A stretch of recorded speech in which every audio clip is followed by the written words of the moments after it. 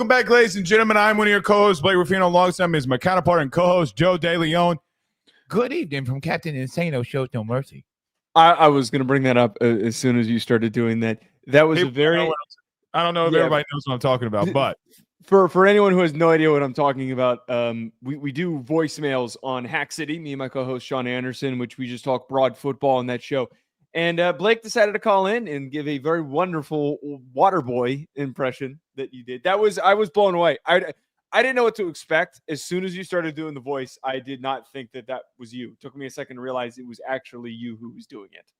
Captain Insano Shows No Mercy. I feel like that's the only impression that you can do. I feel like that's the only impression that you can do. No, I used to be able to do a really good Trump. But because the political sphere got so like horrible. Yeah, it's not worth it. It wasn't worth it. You know, like, I got, so back in 2016, there was a hat that red hat that came out, you know, or whatever. And it said, one of them said, make crawfish $2.99 a pound again.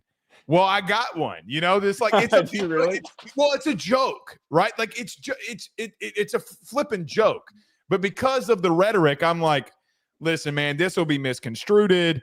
This will be taken out of context, but I used to be able to do that. But there are some I can do, but I can't name them off the top of my head. But Bobby Boucher, everybody can do a good Bobby Boucher. I am blown away by this. I mean, that made my night last night when we played that voicemail that you did. Well, the thing that blows me away is that you hate Will Campbell, and I don't hate Will Campbell. You know, you Notre Dame people, y'all get on to me saying I hate you guys so much, and then only for you to turn around and shit on Will Campbell. All I have said is that I believe that he would be a tremendous guard, and I was blown away to find. You know who Brandon Thorne is? He does a lot of great offensive line stuff. Yeah, I was listening to him on the Athletic podcast today, and I was blown away because he was talking about why he has him as a guard, and I was like fully expecting him to be all in him on as a tackle. And look, my thing with him is I believe he's going to have the best career out of any of these guys. He has the highest floor. The other guys have higher ceilings. A couple guys have higher ceilings to maybe exceed the steadiness to be top 3 offensive linemen like Kelvin Banks or Josh Simmons. I think that he's a guard. Kelvin Banks is? Yeah, I think he's a guard. I don't think that you have a premier true left tackle. I think Will is athletic enough, but you have brought up that you think he plays too high. Hashtag not marijuana. I mean, I understand, but if you think he plays too high at guard, he definitely will play. I mean, too high at tackle, he'll definitely play too high at guard because edges normally play high. But here's the thing: I don't think he gets past. Well, let me back up. Let me not say that right out here. I would be shocked if he falls out of the top 5. If Campbell does, mm-hmm. I agree with that. A little birdie told me today that Kelvin Banks actually might end up being a top 10 pick. There's a chance that happens, which is I don't know if he makes it. I think there's 3 guys, and I think he's one of them. I don't know if he makes it past 9. I don't think either Banks or Campbell make it past 9. Look, we're not a draft show, but I'll just tell you this. I don't know for what it's worth. Here's some scuttlebutt. I don't know if Jackson Dart does make it out of the top 15 from what some people in New Orleans are saying. See, that one is the only one that like I can't get behind. I can't get behind it either. I'm hearing a much wider spectrum of thoughts on Dart. The thing that I believe with Dart is that some teams really like him, and then that has been misinterpreted as teams like him enough to take him in the first round. I think a lot of teams want to take him on day 2. The Dart stuff I don't want to touch. I hope teams don't draft him. Well, I would take him at 40, right? Like, I mean, I would take him in the second round. Yes, take the risk all if in you there. need to, right? But I mean, now I will talk about this at 7:00. Where I think the Saints are going to go is my favorite player in this draft. You know who it is. Who is it? Say it. Wait, that's not Will Campbell? No, it's not Will Campbell. Wait, who is it? So you know who it is. We talk about him. We talked about him a lot on this show, especially when we talked about Penn State. Oh, Tyler Warren. Oh, okay. But which would be a great. You and I exchanged texts about this earlier. That would be a great pick for them because they need a damn weapon. They don't have. Here's gonna be the take tonight at 7 p.m. Central Standard Time. You ready? Okay. Tyler Warren is everything that you thought that Taysom Hill would be at tight end. Well, and he's actually meant to not. He's meant to actually be a weapon. He's not meant to be a stupid gadget. He's actually, you can throw him the damn ball and he's going to do things. I mean, the Mormon missile, baby. I mean, give me more Mormon too much missile. money. You paid way too much money. All right, you're not here for that. We got a lot to get into. You know who? I'm not going to transition like that. But, Joe, we'll talk about this Madden Iamaleava situation with Arkansas coming out. Angeli to Syracuse, which is official. Beau Atkinson to Ohio State. And then we'll do our Notre Dame deep dive here tonight. Let's bring it up this. Joe, some big news coming out of what is going to be the SEC and which might be not just an Arkansas lawsuit here, as Clay Travis, whether you believe him or not, suggested on social media today that Tennessee could be in part of falling in the lawsuit with Arkansas. In case you missed it, Arkansas, per Hunter Yurachek, their AD, is looking to recoup $200,000 in NIL funds from Madden Iamaleava, who did stand up UCLA in the winter or December signing period, was an early enrollee, and now is at UCLA with his brother. Joe, I said this a year ago, and we all remember. I'm not going to rehash this much.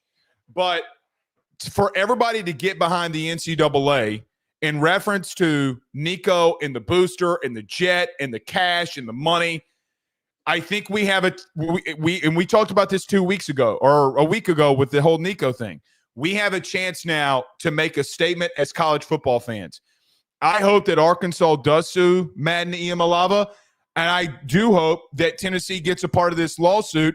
And that, by the way, I hope they do it in federal court to make it a federal mandate if situations like this happen. But what are your thoughts about Arkansas potentially and wanting to go back after the $200,000 in NIL money? Yeah, I think that this is a must happen for the sport of college football. I agree. They sent demand letters to Madden and another player who went to the transfer portal who they're asking to fulfill buyout clauses of the NIL deals that they signed. Basically, that they didn't fulfill what was asked of them. It's not just a check to show up and practice for a few weeks and leave. It is a check to come play for the university, but more importantly, to make appearances, to actually fulfill whatever the NIL requirements are to represent the collective, the school, whatever is being asked of them. This is a must need for the sport of college football because we need to, just as Tennessee just set the precedent with Nico by saying, you want to demand more money when you haven't earned it? Goodbye. Good luck. We'll see you later. Arkansas has the chance to set the precedent of saying, if you think you can just get up and leave and screw us like that after we paid you $200,000, you better be ready to pay us that damn money back. Agreed. I don't like sitting here and being the curmudgeon. I don't want it to You're be. not being a curmudgeon. I know, but I'm just saying, I don't want to come off as some old head that's just getting pissed off at like these kids are getting paid. They better give them their money back. We need instances like this to happen where the schools take action to get their money back in order to get things on track to actually create a balanced, normal, consistent future. I've said this the entire 2 years that you and I have covered the new version of this sport. And every single time I've said, we need ugly things to happen in order for us to heal. We need bad things to happen in order for us to get better and for improvements to happen. And it just so happens this is one of the worst possible things that could have occurred. And it is only going to help the sport. It's only going to help the players that are actually doing the right things, that are showing up and are going to practice, that are fulfilling their duties, that are busting their asses and are going on the field and trying to represent the schools that they want to play for. That is the important piece of this. Those are the kids that need to be served the most in this situation. You ever heard the saying that the message isn't wrong, but the messenger is? I think that everybody's heard that saying, right? So a year ago, when the messenger was the NCAA and trying to fix these type of situations, the college football fandom put their hands up and said, dog, y'all suck, which they did something absolutely idiotic today, going after a small basketball institution for the New York Fordham for doing New York photo shoots. You idiots. That's what I mean by the messenger was wrong. Everybody's behind Arkansas and Tennessee. And this is the point that I would say that everybody in the sport would rally behind this. Now, I do think the Big Ten will throw their hands up and say, we're out, because they're not going to want to go after a team that they just brought in their own conference. And I understand why. At the same time, this is not about the money for Arkansas. Now, $200,000 is a lot of money, but it also tells me that you were paying a kid $100,000 a month. So it also sets me a market, number one, for what a 4-star quarterback is. Number two, John Calipari went to Arkansas from Kentucky. Now, I know that has its own issues, but John Tyser don't need the money, okay? He does not need the money. It's not about the money for Arkansas. It's the principle of the fact of what they did. And I pray to sweet baby Jesus alive that we have a Tennessee situation here where they join in with Arkansas and say, hey, Nico didn't do his appearances. It's reported by Chris Lowe. It's reported by Thamel. It was reported by Pate. It was reported by a lot of people that, hey, this kid would call his dad and would not show up for NIL opportunities and did not fulfill what he was supposed to fulfill. Joe, if that's the case, it does multiple things. Exactly what you just talked about, and you're spot on. Name a kid that will do that again. Name them. Because it won't happen. Regardless if there is a mandate or not, the simple nature, okay, is that if that happens, kids will think twice before they do something stupid. And their parents will think twice before they let their kids do something stupid. That is what needs to happen. But I will tell you this. With every single side, there comes a flip side. If Arkansas does sue them and Tennessee gets involved and they lose, it will set the sport back. It 1,000% You're saying will. if Arkansas or Tennessee loses? If they join together and Arkansas sues them and loses. Now, I do think that Arkansas is being strategic in this sense. Let the House case go through, have a mandate that's on the books, and then sue him. That's too far in the weeds. But there also comes a part where if they lost, then kids would do it at any given point. And I do think it would set the sport back because there would not – Joe, in the House case, you can correct me if I'm wrong. You might know a little bit more about this. There is no ramifications for the portal right now in that settlement. It's more about revenue. So why would I not do that in tampering? If you give a coach an inch, and that inch being, well, look, the Iamaleava's got away with it. We will do the same exact thing. I don't think that they would lose for what it's worth. But there is always a risk when you try to pull something like this off. I hope Arkansas sues the ever-living shit out of them. That's what I hope. Because there has to be consequences for you taking money and rolling out. I can't go into any business in America. Joe, you can't go into any business in America and get money and not go to work. It cannot happen. And last thing, I just want to put this out there for us. Hunter Yurachek, the AD of Arkansas, said the following: that I have advised all parties to seek legal matters. What they're trying to say here is that they are going to go after it, and I hope that they do. I think to your one point, my only last thought on this, I really don't see a world where they would lose this because, I mean, this is simple. I'm not a lawyer. I'm not an expert on the law, but this is contract law. They signed contracts where they had obligations to, and it has nothing to do with on-field performance from what I am assuming. The contract that they sign requires them to make a certain number of appearances, do a certain number of things throughout the year in order to earn the money that they were given or that they're going to be given. If they didn't uphold that part of the bargain, it is going to be really hard for the Iamaleavas on their end to argue that against it. They don't have much of a case. And I think that they didn't think that anyone would have the balls to do it. That's the whole thing. Is I don't think that I don't think that anyone thought that this was even a possibility. No one even considered it.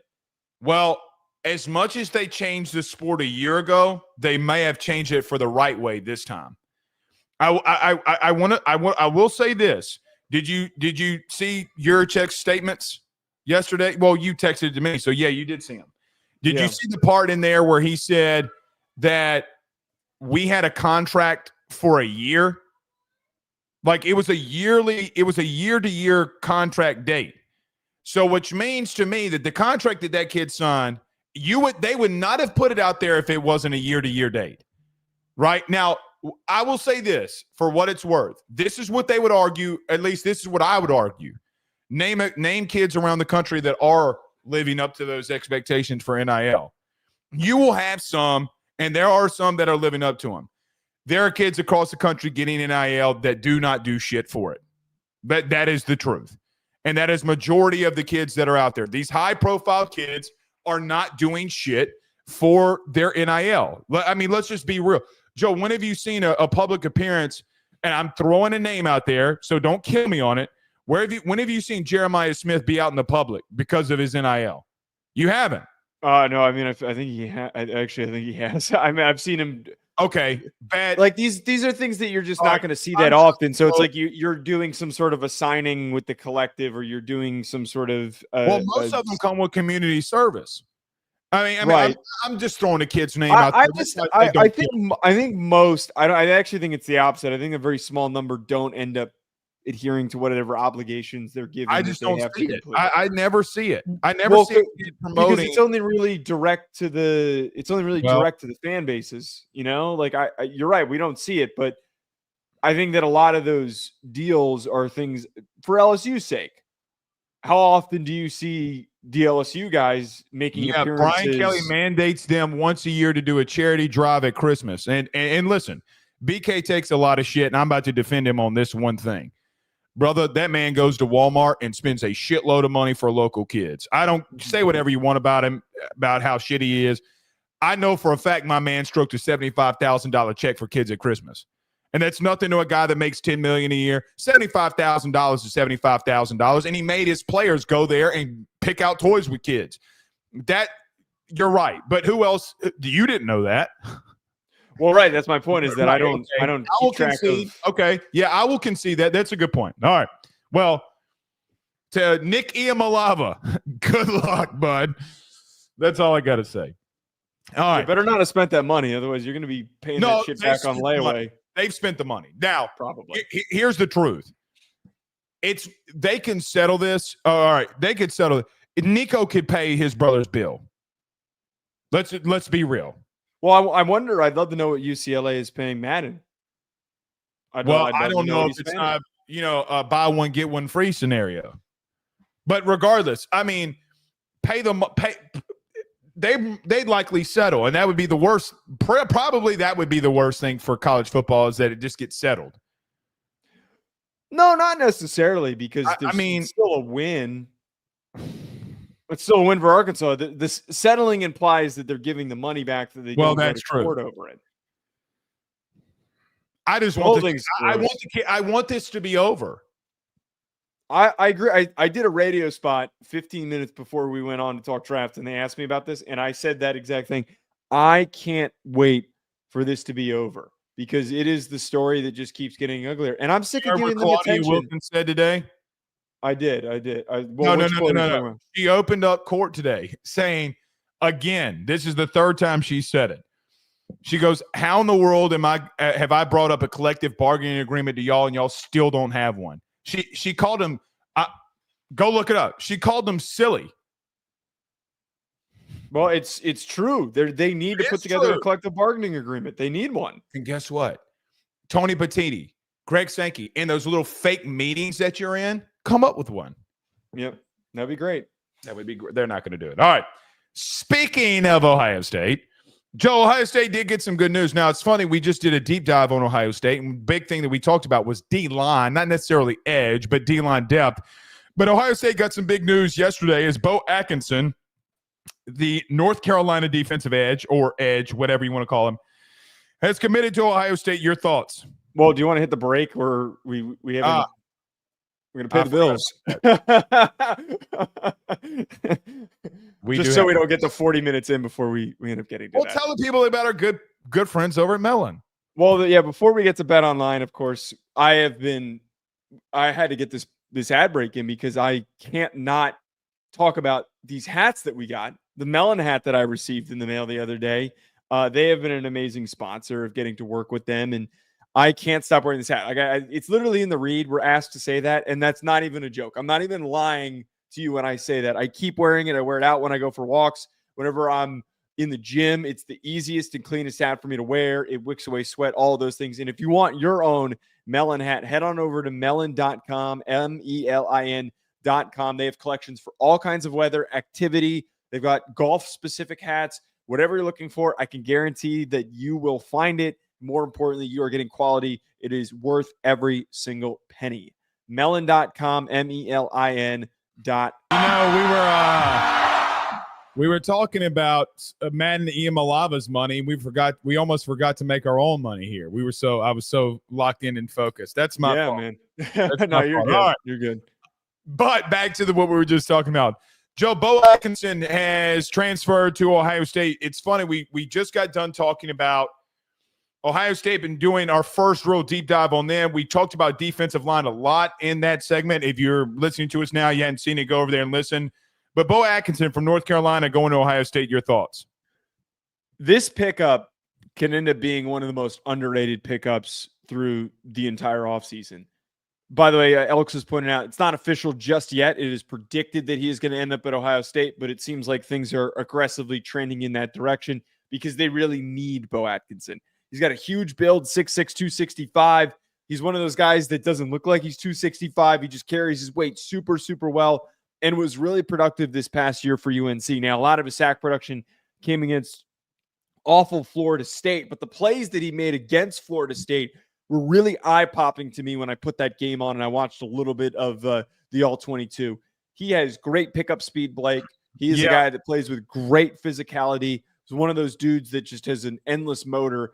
And I think knowing the defensive line edge development over the last couple of years within this Ohio State program under Ryan Day, I feel pretty good knowing that a traitsy player like Beau Atkinson is going to get developed and by the start of the season could turn into a really quality edge rusher for this team. Look, had a lot of production last year. He had 7.5 sacks, 12 tackles for loss. I know a lot of people think he's extremely athletic. Look, I will say this, okay? I do always wonder, stay with me here. Okay. I do always wonder a guy that has a lot of production in one specific area and then not a lot of production elsewhere. Let me tell you what I mean. When you're getting that many sacks, are you a specific pass rush specialist, right? Like, for an example, when you see a lot of guys that are dual guys that can do both, you'll see a very high number of tackles, but then you also see those tackles for loss and then sacks. As an example, when you have a sack in college football, it also goes down for you as a tackle for loss. So it's not as if those tackles for loss, the 12, 7.5 of them came on those sack production plays. My question initially was, how does he do against the run in a conference, quite frankly, that ran the football? I mean, Joe, Clemson ran all over. I mean, they ran the football. Louisville. I do wonder about that. I don't know. I have not watched him enough to know enough about his run game defense. What I would say, though, is in the just quick things I saw in reference to his highlights, he is extremely athletic now. I mean, he will get after your ass. This is the kind of athlete that you see at Ohio State for what it's worth. If he does end up there, since it's not completely official, I mean, it's just another athletic edge that they have. I mean, they always have them. I feel like they just got rid of 2 because they graduated. They're getting another. I mean, he is that athletic. I will say this. I need to watch more about him in the run game. Again, when you see those high productive guys that can do both, it's not just hit or miss. Is he just a pass rush specialist guy, or is he someone that can defend the run? Or is he somebody you're going to rotate in there? Now, you go in North Carolina and you look at some of this, and I looked this up today. He's on third downs like 97% of the time. The other two downs, he's not necessarily in there. That's per Pro Football Focus. Don't take that as a Blake Ruffino stat. But when I look at it here, I just asked the question. It's very interesting to me. Now, you're also going to a league and conference. Joe, it's not like the Big Ten's tossing the pillow around a lot, right? Like, I mean, it's not – I wonder. However, it is a massive pickup if he goes there. I'm not trying to degrade that at all. I'm just trying to see what's going on with him. But he's very athletic. Well, the stat that you just threw in there is interesting. I didn't have that context when I watched him. He was coming mostly on the field in passing situations, and they had him rushing as an interior rusher. So they had him coming he was going after guards and centers. Right. He didn't have a ton of reps where he was – well, he did have reps against tackles, but they were trying to bring him in sub packages as a sub package rusher. He's not going to Ohio State at 255 to go in the interior, though. Right. So he's the reason why I highlight this and talked about this as a really underrated pickup is that I think last year for UNC, he didn't get on the field as much as he should have. And I think that Atkinson was smart enough to know that if he wasn't getting on the field enough early at UNC or whatever was happening during the spring under Belichick, that he was better off jumping ship and going somewhere that does badly need him. And Ohio State does need him. They're losing two of their pass rushers, Jack Sawyer and JT Tuimoilau. I think that he could be more productive and he's more athletic than Sawyer was. I know that Ohio State fans don't really necessarily agree with that. I think that there is a separation on how athletically gifted Sawyer was and how actually physically gifted he was. I think he's a little stiffer than people realize. I think Atkinson has a lot more pickup speed, and that was what made him dangerous.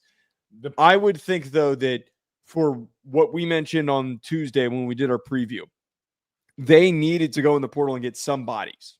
They just needed to get some more defensive line bodies. The only one they're after. I mean, Murad Watson, the Syracuse freshman defensive tackle, is someone they're also after too.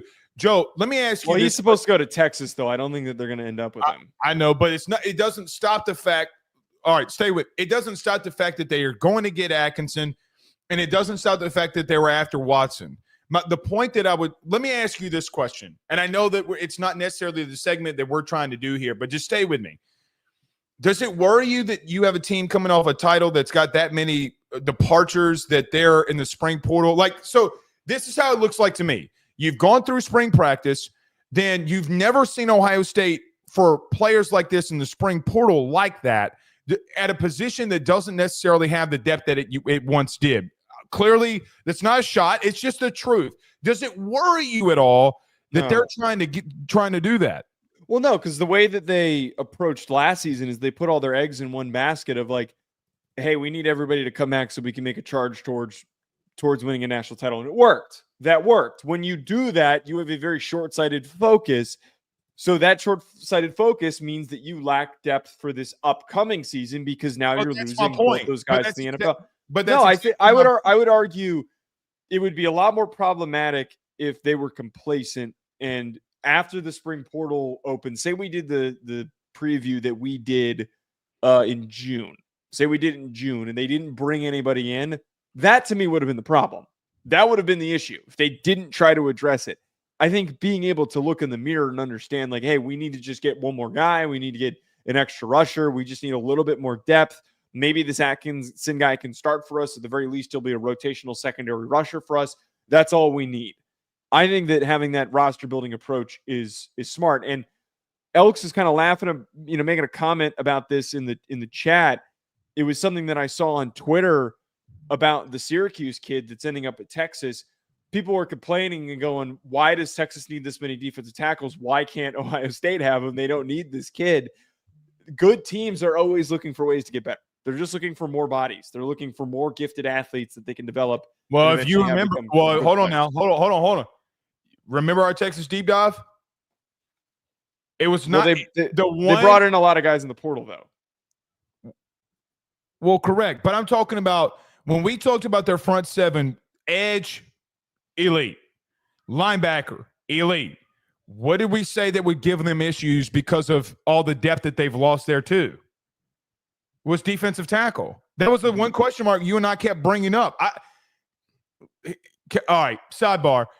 This is why Texas is back, because of NIL. They're going out there and just outspending everybody. Well, and the funniest part about this, Elks also pointed out in the chat, Elks is on top of his shit today.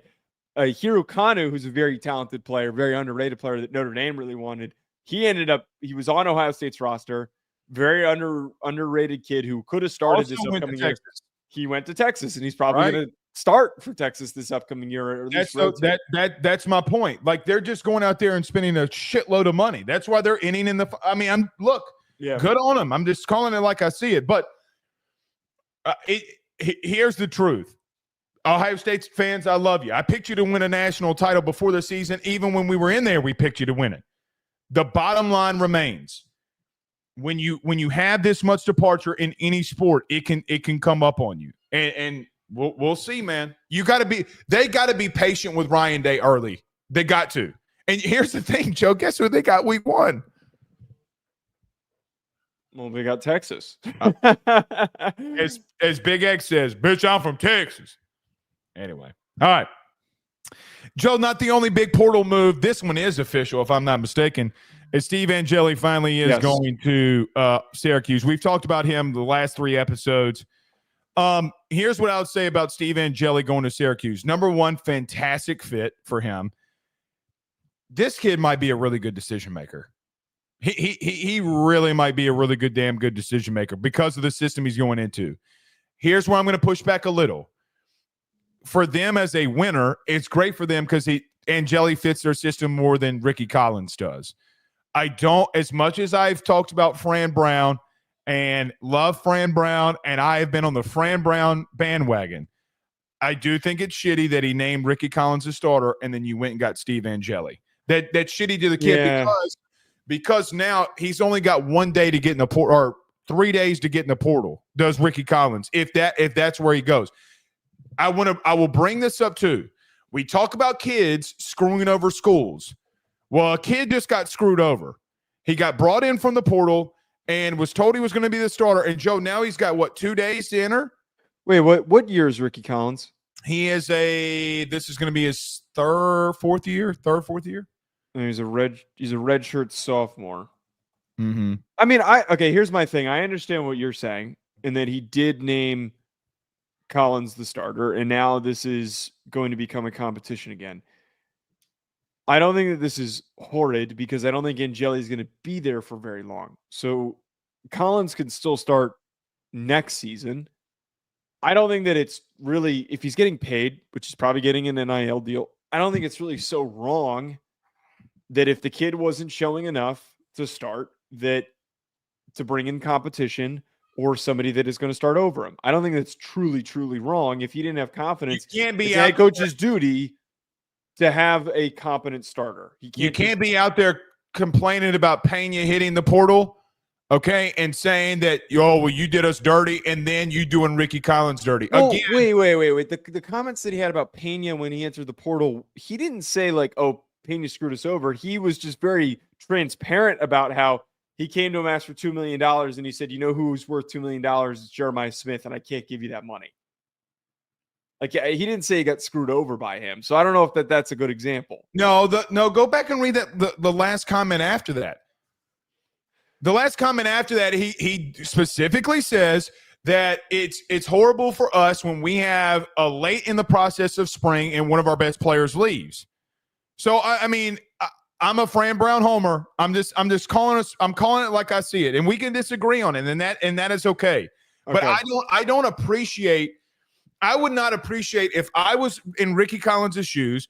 I transfer, I go there, you tell me I'm going to be the starter, you name me the starter, and then you're going and getting Steve Angeli to now compete with me again. I'm not going to run away from competition, but at the same time, I mean, I don't know, man. I would not like that at all. I would. I totally get. I would like. If I was a kid in that locker room, I also wouldn't like that either. I think that there's two sides of this. There is, if you're in Ricky Collins' shoes, you're obviously going to be pissed off. Like, hey, I thought that this job was mine. I transferred here thinking that I was going to start this season. Now I need to decide if I want to up and leave and go somewhere else again and all that crap. But the other part about this of if the kid wasn't ready, which it sounds like from I've talked to you, he's really not that ready to start. Well, then don't name him the starter. I don't think they had anyone else. I don't think that they had. You're right. They should not have named him the starter. That's the point. He shouldn't have named him the starter because then you're putting a kid in a situation where he's behind the 8 ball in these QB spring portal windows. We don't know that Angeli is going to start, by the way. We don't. Joe, it does not fit Ricky Collins' skill set more than it fits Angeli's. I'm telling you, and here's the truth. You don't go get a kid like Steve Angeli. You don't. If you're really behind Ricky Collins, you just don't.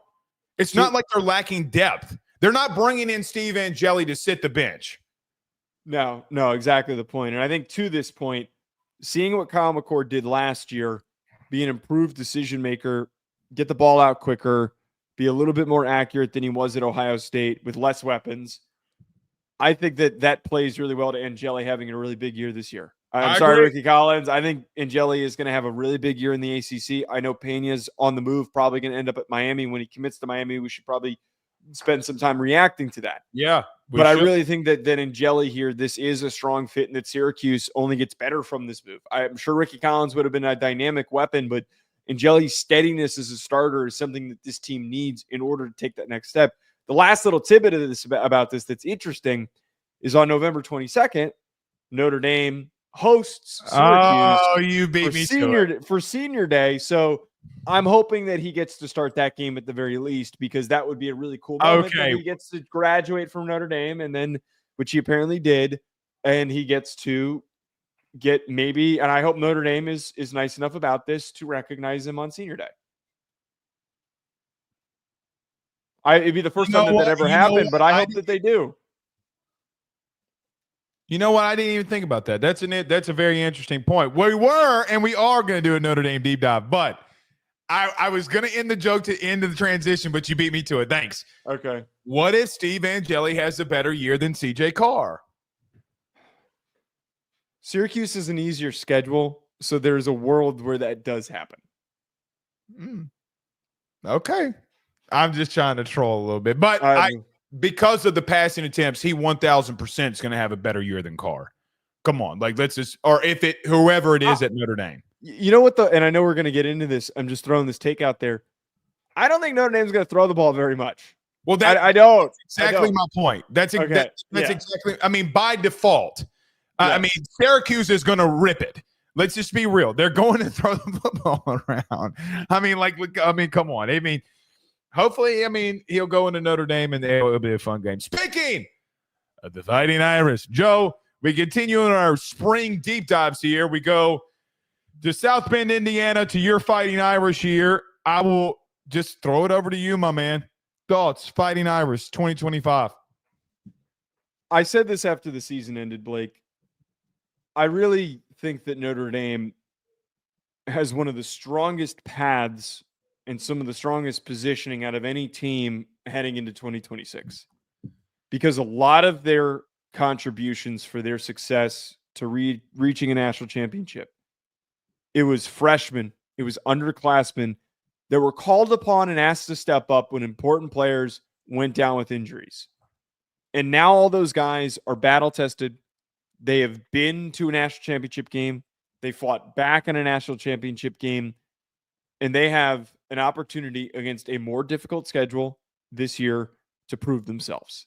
I'm talking about the guys like Christian Gray and Leonard Moore at corner. I'm talking about Adon Schuler, who made some big plays at safety. I'm talking about Bryce Young at defensive end, who has the potential to turn into a first-round pass rusher as he gets better every single year. And he has the bloodlines of a former Hall of Famer in Bryant Young, a former Notre Dame defensive tackle who played for the 49ers for a very long time.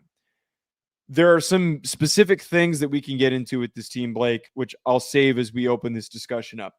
But I really do think this squad might be losing a starting quarterback. They might be losing a couple players in their secondary that are going to be high draft picks. But out of any team in the country, they have the most experienced young core of any team that we're going to spend talking about this summer.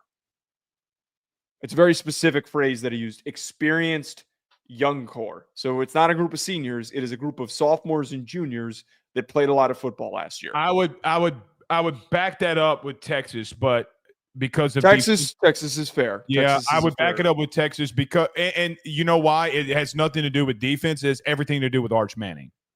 Right. Like that would be, right. As I was sitting there thinking about it, that was the only thing that really came to mind was the University of Texas. But continue. No, that was my point before I was throwing to you, is that I just think this core is the start of the conversation as we look ahead to next season.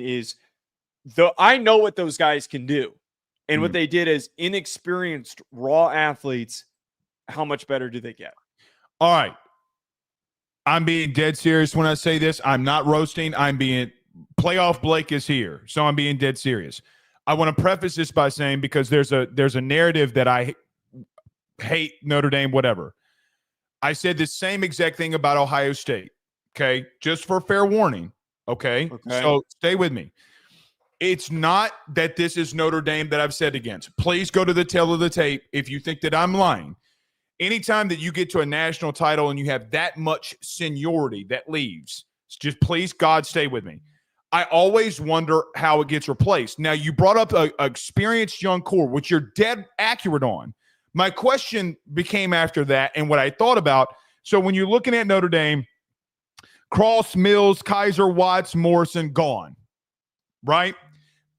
You did have the young talent that was behind them, and we saw them prove that. The thing with proving that is that we got to see them go and prove it. Now they step up and be in that role. On the defense included, I mean, you still have a lot of seniors coming back, Burnham, Rubio, Sneed you brought up, and then you have Young, the younger guy that's there too. There's still a lot of seniors along the defensive line. My question, and front seven, my question is, when you replace that much depth, for an example, when you replace Harrison, when you replace – look, I'm just going to call it like I see it. When you replace that much production at the defensive line, I always ask those questions. I'm not saying Notre Dame can't do it. My question will be, can they do it in a back-to-back year? Certainly they can. Would want to see it happen for them to be able to do that. Offensively is where I spend a lot of my time on, because I think at safety, I think at corner, and I do think that they'll be fine in their front seven. Offensively is where I spend a lot of my time with them, because for the first time that it feels like in the Marcus Freeman era, I'm not getting a quarterback, or I have not seen a quarterback that will start for Notre Dame that hasn't started elsewhere. It's been a hot minute. It's been a very hot minute since that has happened. I think that defensively under Freeman, you are always going to be fine. The question will become, even though you got to the national championship a year ago, can you get it over a hump enough? Do you have enough weaponry and enough on the offensive line to take that next step? And what is the next step that I'm clarifying here? To win a national title. That's where I spend my time on where does Notre Dame go here. Now, everyone knows about the run game. Everybody knows the offensive line issues that you had. What I mean by that is injuries. You had those and you were able to sustain. But, Joe, I can't not get past what you're just going to look like at quarterback, because at the end of the day, you're going to have to make the throws on third down to go where you ultimately want to go. And I don't mean this in a trolling way when I say this. I swear to God, in my heart of hearts, I do not. You want to get back to the mountaintop. Every team that gets back to the mountaintop at some point in critical situations, a quarterback had to step up to make the throw to lead them there. Can CJ Carr do it? I have no clue whatsoever. So as much as they are replacing defensively, and you brought up that young core, for me, even though you brought in Pauling, even though you brought in Fields, I just question, can you offensively, when it's crunch time, make the throw that you need to? I thought you were going to be pissed. I thought you were going to start. No. I think that there's question marks in certain areas. And I think that this upcoming year, more than last year, there is not a clear answer of like, this is the perfect team. This is the perfect roster. This is going to be the hardest team to beat, all of those things. I think that Notre Dame is very rare in the sense that they're a national championship team that reached a national championship that is not getting completely and utterly gutted. They're losing important players that we've talked about here, but they're still filling in with guys that stepped on the field and contributed. I think the biggest reason for optimism for this upcoming season is the belief in the run game, the two-headed monster, and then the third option with Anais Williams. I firmly believe this. I think better than Penn State's running back duo. I think Jeremiyah Love and Jadarian Price make the best running back duo in the country. I think Jeremiyah Love is a better running back than Nick Singleton. I broke both of their tapes down yesterday and today for the 2026 class. There is just a different style of play between the two of them. Jeremiyah Love doesn't need the dump truck size lanes that Nick Singleton was given when he was running the football. Jeremiyah Love was turning 1 yard gaps into 40, 50-yard touchdowns. That was how gifted he was. Leaning on the run game, bringing back offensive linemen that contributed, bringing back healthy offensive linemen with Anthony Knapp and Charles Jagasaw. This whole unit, despite losing some guys in the portal, they're going to be fantastic.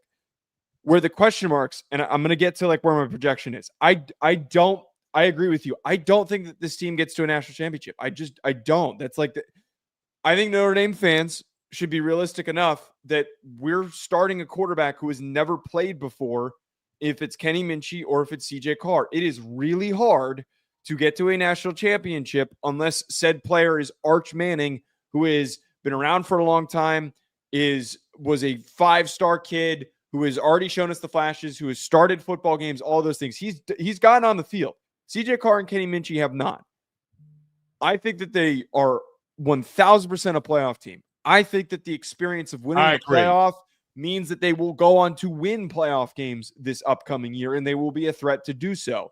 But the two big question marks that I have that I think hold them back, Blake, are one, hold them back's not the right way to put it, that can hold them back, is the new quarterback, CJ Carr or Kenny Minchie. Sounds like a lot of people think it's going to be CJ Carr. I feel like there's more upside with Kenny Minchie. Depending on who starts there, is that guy instinctive enough? Is he composed enough in late game situations to make big plays? Part of that also goes with, can Jaden Greathouse play as good as he did during the playoffs this upcoming season? Because I saw a guy who could be an 1,000-yard receiver. He just didn't do it in parts throughout the year. The last part with this, is Chris Ash going to be a liability, or is he going to be able to take this thing not further, but carry what Al Golden did this last year? Because that's important. If he becomes a liability, and this is Brian Van Gorder all over again, I think that there is a chance that Notre Dame could be in for a rude awakening defensively. Look, I'm going to tell you this. You're not going to like this part of what I'm about to say. Okay. Listen, your leading sack guy is gone. If this were anybody else in the country, you would have concerns about it. But they're well recruited there. So like, Ohio State. And we had the same take when their guys, when they had it, it was an issue. Okay, but Bryce Young played a ton last year. Okay, what was his Jordan? Wait. I don't know the number off the top of my head. He played as a true freshman and he made some big plays.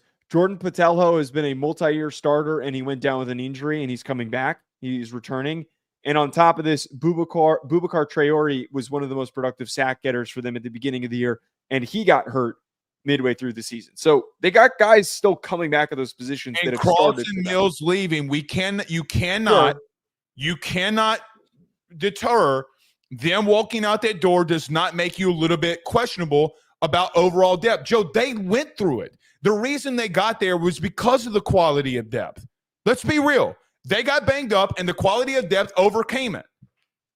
But a lot of that depth is coming back, though. That's the point. That depth is now starting. And then you got to talk about the depth behind it, because you are legitimately the photo child of that. All right, I'm just going to tell you. All right.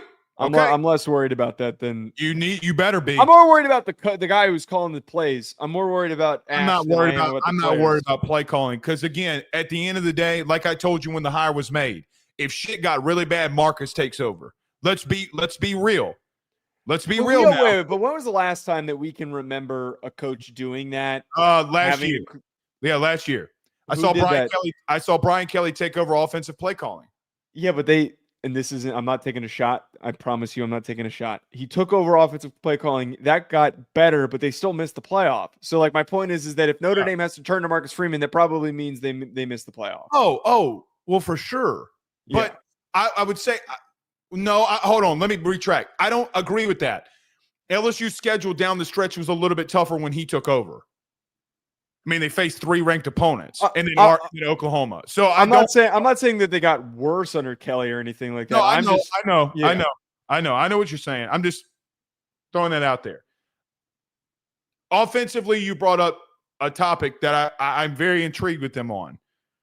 Joe, who was the starting quarterbacks that made it to the Final Four last year? It was Riley Leonard, it was Will Howard, it was Drew Aller, and it was Quinn Ewers. Were all of them returning starters? Yes. Mm-hmm. You want to go to the playoff? You want to go to the playoff before? What about the playoff before that? Michael Penix, JJ McCarthy. Shit, who else was? Quinn Ewers was in year 2. And Jalen Milroe. Jalen Milroe is the only guy that wasn't only a one starter. The only one. So of the 8 Final Four teams that we just mentioned off, 7 of them had a second-year starter plus. That's the point that I was trying to lead out in the end. I fully agree with you. I think that they can make the playoff based off their schedule, which we'll get to here as we wrap it up. Where do you want to go? Again, and we talked about this during the playoff run at the end of the year last year. What was the damn near the theme at the end of it? Joe, what quarterback's going to make the throw at the end? We talk about the Ohio State against Notre Dame. Will Howard started the effing game off 16 of 17. Who was Howard? Right. Who had the play caller that set him up to go 16 to 17? It was right, but it doesn't matter. That doesn't matter when you're making. He's to end the game. Okay, literally to put the nail in the coffin to end the game, Will Howard, a third-year starter, was the one that made the fade route throw to Jeremiyah Smith. It doesn't matter, well, he's Megatron. I'm so tired of, well, he's just so talented. No shit, he's talented. Teams don't lose with scrub or don't win with scrubs. Yeah. Right? They don't. So, again, I agree with you on the playoff team, contending team. I'll just, because whatever. I don't know if they can take that next step. Because, again, quarterback is such a massive position, and I've never seen C.J. Carr throw outside of this spring. Spring. But you get what I'm saying. Yes, it's just very rare for a guy to be a first-year starter who hasn't even taken snaps to immediately hit the ground running in the modern version of college football. It's just very hard to come by. So I really – my whole argument has been since the day that the season ended, Blake – right after the national championship, is that getting there helps them take a step closer in recruiting and to be in the conversation a little bit more. I think that this year is going to be a good competitive year for them. The real year to have actual national championship winning expectations and to be disappointed if they don't win or get to a national championship is 2026, because then realistically that is year 2 of CJ Carr, year 2 of Kenny Minchie. That is another year of some of these one of them is going to leave. You're going to have a number of the offensive and defensive linemen that are going to be juniors and seniors at the point. You're going to actually have that experience ready to go at all those positions. But let's take a quick look at their schedule as we usually do. They go to Miami, and they get to face Carson Beck in his first game coming off of the elbow injury. I think that's going to be a win for Notre Dame. I might go to that game. They host Texas A&M. But hold on, pause. Who gets a bye week in week 2? Does Notre Dame? Did you notice that? They go to Miami and then they have a bye week. I didn't even notice that. Yeah. They go to Miami on August the 31st, a bye week, and then they have a bye week before A&M. So that A&M, when A&M when A&M comes into town, they have a bye week before. So they have a whole week beforehand to get after it there. I didn't even notice that, but that kind of plays into what my whole perspective is for the schedule, that the whole entire first 2 months are incredibly favorable because you go to Miami, you get the week off, you get to host hopefully a ranked Texas A&M team, you host Purdue, you go to Arkansas, You get to play a lower tier SEC team and get to say that you played an SEC team. You get to host Boise State without Ashton Genty and with the meatball that they start at quarterback. You get NC State. You get NC State that you're going to be facing off with. You get to host USC, and then you have a bye before you have to travel to go to Boston College. You get Navy at home. You get to travel then to Pitt. You come back home against Syracuse for senior day, and then you travel to Stanford to round out the season. So I see on this schedule, Miami, Texas A&M, USC, and Syracuse as the hard games, and then we could throw maybe Arkansas in there as a tough matchup for them. Hold on. You can't do that, man. I don't know what you're talking about. Joe, that was a little mean. I'm sorry. I'm gonna get clipped for that. I just know someone's gonna. I'm gonna have Boise State fans. Dude, there are no Boise State fans, but dude, yes, there are. They were so pissed at me last year. There were so many of them. Oh God, that meatball. All right. Here's my thought. All right. So in September the 13th to October the 18th, Joe, so 9 weeks of football is being played. You don't have a break in there. There's wear and tear is going to be big going into that stretch. That's a long stretch without a bye, right? Yeah. But you got A&M coming off the bye week, and you play of those 8 games, those 8 weeks, you legitimately have 7 of them at home. You have A&M at home. You have Purdue at home. You have Boise State at home. You have NC State at home. You have USC at home. So of those 7 weeks, 5 of those games you have at home. The other being Arkansas, the sixth game in that 7th week being on the road. That is a favorable schedule in reference to just being at home that much. That is insanity. I don't think anybody in the country can say for a month and a half that they got to go on the road once. That is pure insanity. Here's what I'm going to say about Arkansas and that game being on the road. I'm not saying you're losing, not even close. I do wonder about Taylon Green. And, we haven't talked a lot about Arkansas this offseason. What does Taylon Green look like with Bobby Petrino in year 2? Is Sam Pittman fired by this point? All of that we don't know. What I do know is that it's an interesting stretch of games in those 7 weeks that 6 of them are at home. That is pure insanity. Can I tell you what you are going to hear before we wrap up? You know that this is going to happen. You ready? What? We know that you played some SEC opponents. We know that you played Miami, but out of 7 weeks, you've had 6 games at home. It's not me saying it. You know the narrative that will be painted. Again, don't look at me saying I'm a hater. I'm not a hater. Joe, are you going to tell me that people aren't going to say that? I hope that we don't do that after last year, that their schedule was so pathetic that they didn't belong, and then now they play a harder schedule. 2 things can be true. They could have belonged, and their schedule be weak. You even said that their schedule was weak. Don't act like you didn't. It was, but I don't think it took away from the quality of the team that they were. And I think that for this upcoming year, I would hope that there is no one stupid enough to make that argument. And I don't think that some people probably will. So all these games are winnable, but there's going to be situations in games. Like I think about this. Carr's second start on the road will come at Arkansas. I will tell you this. Ask Nico Iamaleava, who we've been talking a lot about playing in that environment. It's a good point. And they'll probably make that a night game. It wouldn't surprise me if they don't make that a night game. Listen to me. Listen, this is not a Notre. I told you this shit about Tennessee going in there when I picked Arkansas to upset that ass. Now, Joe, don't play with them some bitches, them rednecks up in Arkansas at night. Don't do it. As someone who is an okay. All right. To this point, though, I think you will win. Okay. I think you're going to win that game, but don't play with them. It's a favorable enough of a schedule that if Notre Dame goes 10-2 with that schedule, that they are going to a playoff. 10-2 allows for some rookie mistakes, a bad game from the new starter, and them still being in the playoff conversation. Last thing for me, I do think it will depend on who those 2 losses come to. If it comes to like a Syracuse, as crazy as it sounds, coming to a Syracuse versus one of the ranked opponents that you'd face, I think that it would be a little bit more forgivable, like the Northern Illinois thing was. If that it's crazy. Well, if you lose to Syracuse at home at the end of the year, I think that would look pretty bad. If you go 10-2 with a loss to Syracuse, that'd be inexcusable in my eyes.